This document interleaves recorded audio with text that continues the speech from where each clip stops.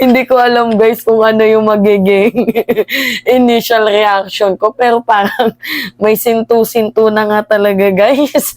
Literal ha. Itong kulto nga ni Kibuloy. Alam nyo guys, sila ka Eric, nandoon pala ngayon sa United Nations kasama ang iba't ibang klase ng grupo ng mga anti-Marcos. So ano yung ginawa nila doon, Mima? Ito yung nakakatawa guys. Kasi kinasuhan nila, nagsampa sila ng kaso sa United Nations. Dito nga po guys, sa ginagawang oppression daw kuno, sa ginagawang diktadorya ni President Marcos. So bago magsona, dapat harapin ni PBBM daw po ang mga ipinupukol na issue sa kanya nitong mga grupong kulto nga po ni Kibuloy. Alam nyo, natatawa ako dito sa part na na bakit pa sila pumunta doon sa Amerika? Meron naman tayong justice system. Ang double standard nila, ayaw nila sa ICC, pero pumunta sila sa Amerika para magsampa ng kaso kay President Marcos. Like, bobo kayo? Maot good. Na I judge something sa ear, mga brains. So, ito na nga, guys. Dinamay pa talaga nila, yung United Nations sa kanilang mga katarantaduhan. Although, alam naman natin, guys, sa totoo lang, bago ko iparinig tong video, although alam naman natin na ibabasura yung kaso, pero yung pinaka-point of view dito, at least, syempre, may branding sila, di ba? At least, nakasuhan namin si Marcos, kahit ibabasura, di ba? Kahit ibasura, at least nakasuhan nila itong si PBBM. Alam nyo, kung magrereklamo kayo ng oppression, bakit hindi nyo ireklamo si Digong? Si Kibuloy, ba't din nyo ireklamo yan? Diba, ano yan kinasuhan nga siya ng yung non-bailable nga, yung human trafficking niya, diba? Yung child abuse niya. Tapos nga, babaliktarin nyo pa si President Marcos na i-judge something sa era, mga brains, mga maot good, didi sa kalibutan. Anyway, panoodin ninyo itong sinabi ni Ka Eric. Ay, opo. Nagtipon-tipon po ang 8 organisasyon ng iba. 8 organisasyon pala, guys. Okay, 8 grupo ang mga baliw na nandoon. Tingnan nyo, ito yung nakakatawa. Hindi talaga lahat ng mga nakatungtong doon sa ibang bansa may mga utak. Tingnan nyo tong sila Ka Eric. 'Di ba? Maot good. Anyway, continue. Ang mga sectors, religious groups sa pamumuno ng Kingdom of Jesus Christ, yung Hakbang Maisog USA, yung Sambayanan People's Organization, yung United Pinoys for Real Change in the Philippines, kasama po yung Ipanaw Sambayanan Group, at saka yung United Indigenous Peoples Heritage in the Philippines, at marami pa po mga support professional groups ng mga Filipino communities para magkaroon po ng isang symbolic and ceremonial protest activity in front of the United Nations International Office dito sa New York. Ang layunin po noon ay idulog symbolically muna ang reklamo tungkol sa mga malulubha at sistematikong paglabag sa karapatang pantao. Sistematikong mga nilabag na karapatang pantao. Narinig niyo yun, guys? Nagrereklamo sila dahil may mga nilabag daw po na karapatang pantao. Itong si President Marcos. Bakit hindi niyo ireklamo si Digong? Yung ginawa niyang paglabag din sa karapatang pantao, sa kanyang mga pinatay na naging accomplishment pa, yung humigit kumulang 20,000 Filipino people na up to this moment seeking for the justice kasi nga napaka-inhumane ng nilabag ni former President Duterte. Bakit hindi yun yung ikaso ninyo? Diba? So, bakit kakasuhan nila ng paglabag ng karapatang pantao? Pakinggan natin. Na ginagawa ng Marcos Jr. government at na kanyang mga tauhan sa gobyerno. Kasama po dyan ang pagbubuo ng reklamo sa mga pagbag din sa international humanitarian law at sa International Covenant for Civil and Political Rights. At ito po sa kadahilanan ng kanilang mga malubhang pag-atake, pananakit at pagsalaula at bastardize sa mga faith sanctuary and religious compound ng Kingdom of Jesus Christ. Okay, wait. Lilinawin natin dyan. Hindi inatake ang compound ni Kibuloy. Meron pong search warrant at meron pong warrant of arrest kasi hinahanap si Kibuloy. Pangalawa, wala pong sinaktan ang PNP SAF sa mga tauhan ni Kibuloy. Dahil unang-una sila po yung napaka-aggressive. Sila yung may dalang pamalo, may dalang palakol, may water cannon pa nga sila.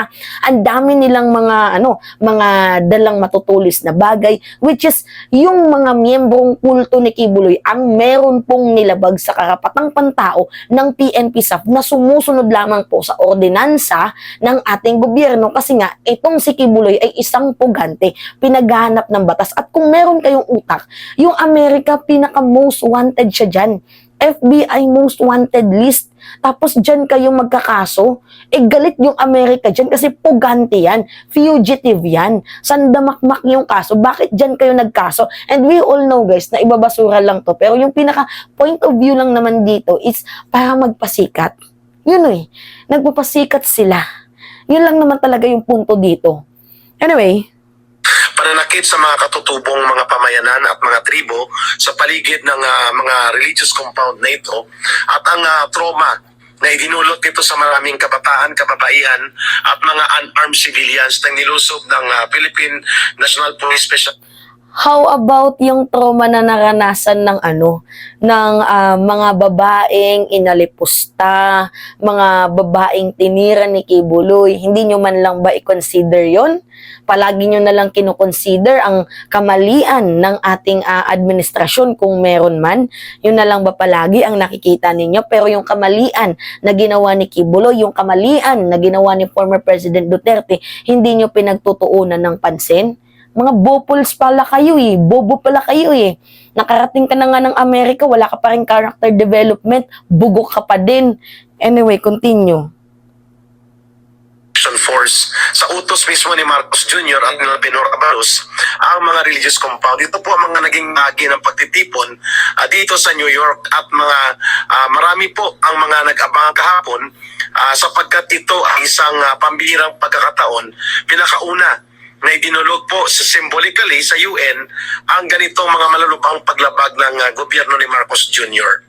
In the day that he is about to make a State of the Nation address, sinalubong po siya ng reklamo sa United Nations dito sa New York International Office. At ang layunin lamang nito ay magkaroon ng paunang mensahe, preliminary message of the people sa international level na hindi po mananahimik ang mamamayang Pilipino sa ganitong sistematikong mga malubhang paglabag sa mga batayang karapatan ng mamamayang Pilipino, not just because ang taas ng double standard nila, no? Guys, hindi ko ma-reach. Help me, guys. Hindi ko talaga ma-reach. Super taas ng kanilang super taas po talaga, guys, ng kanilang ihi. Alam niyo yun, yung kanilang double standard, nirereklamo nila si President Marcos dahil kuno sa paglabag sa karapatang pantao, pero hindi nila nirereklamo si Duterte na meron pong mga inhumane na ginawa sa Pilipinas noong siya ay naging presidente. Yung inhumane din na ginawa ni Kibuloy, hindi nyo man lang nakita yun? Ha? Hindi nyo man lang ba napansin yung ginawa niya sa mga kababaihan, sa mga miyembro niya, sa KOGC na pinapaglimos niya, 'di ba? Na dapat 10% lang yung binibigay ng mga kasapi ng miyembro pero halos lahat ibinibigay na lang nila yung kanilang mga sweldo. Napaka-inhumane nun. Human trafficking yun. Diba? Hindi niya napansin yun? Ang taas ng double standard niyo, Hindi ko kayo ma-reach. Utak niyo may ubo. Paggamot nyo yan. Okay, continue. Sa ginawa nila kay Pastor Kibuloy, sa Kingdom of Jesus Christ, at sa mga sibilyan dyan sa mamamayan sa katutubong tribo sa Davao, kundi yung malaganap mismo na pag-abuso sa poder ni Marcos Jr. at ang panunumbalik ng mga instrumento ng diktadura ay muling nararamdaman sa kanyang gobyerno, kaya tayo tumulog dito. Babalik tayo sapagkat magkakaroon ng SONA na pagtitipon dyan sa Pilipinas. We will join the People's Protest SONA. Dahil bumabalik na ang diktadorya, hindi ko talaga mag-gets, guys. Kasi kung bumabalik na ang panahon ng walang demokrasya or diktadorya, bakit nakakapagsalita ang mga kakamping ngayon? 'Di ba, ng mga anti-Marcos? Nagigets niyo yung punto? Ha? Siguro na nagiging diktador sa tingin ninyo kasi hindi uma-affirm. Hindi ano may conflict kayo ng administrasyon. Yun yung totoo. 'Di ba may conflict kayo dahil unang-una nakulong ka nga, 'di ba? Dahil nga dito sa na-detain ka dahil nga dito sa pag-fake news mo na in the first place kasalanan mo din. 'Di ba? So may conflict kayo kaya nasasabi niyo mayroong diktadorya. Merong pressure. At saka yung punto naman natin dito, ba't kayo magreklamo sa UN? Lagi niyong sinasabi, hindi working naman yung justice system natin dito sa bansang Pilipinas. Ayaw niyo sa ICC kasi international, pero nagkakaso din kayo. Ano yung punto dun? Hindi, ang taas nga guys, yan nga yung sabi ko sa inyo, napakataas po talaga ng kanilang double standard. Ang titilok ayaw nyo sa ICC kasi international. Pero, ayaw nyo din sa local kasi gusto nyo maglagay ng pressure sa ating presidente, sa international issue, sa international na kung ano pa mang kineme na nireklamo ninyo. Oh my goodness. Bobo na lang yung mauuto ninyo. Yun, bobo na lang talaga yung mauto ninyo. Buti na lang pinanganak ako kahit papaano, kahit hindi ko natapos yung tinitake ko na kurso. At least kahit papaano nakakaintindi ako. At least kahit papaano hindi ako na-impluwensya ng mga katulad ninyong kulto. Di umano. Anyway, yun guys, magkakaso sila. Meron silang petition ngayon sa United Nations kasi nirereklamo nga nila itong si President Marcos. May mga tililing na, paggamot niyo utak niyo. Hindi totoo. Paggamot niyo yung utak niyo, kawawa naman kayo. Kawawa kayo, Maot Jud. Anyway, mga maot Jud, mga anay Jud, didi sa ato bayan, sa ato lipunan, na ay something sa ira mga brains. Kinulang ka ba sa gatas nung bata ka pa, kaya ngayon ka nagbabawi ka, Eric? Wala Anyway, yun po guys. Ewan ko ba dito? Ang taas ng double standard nila.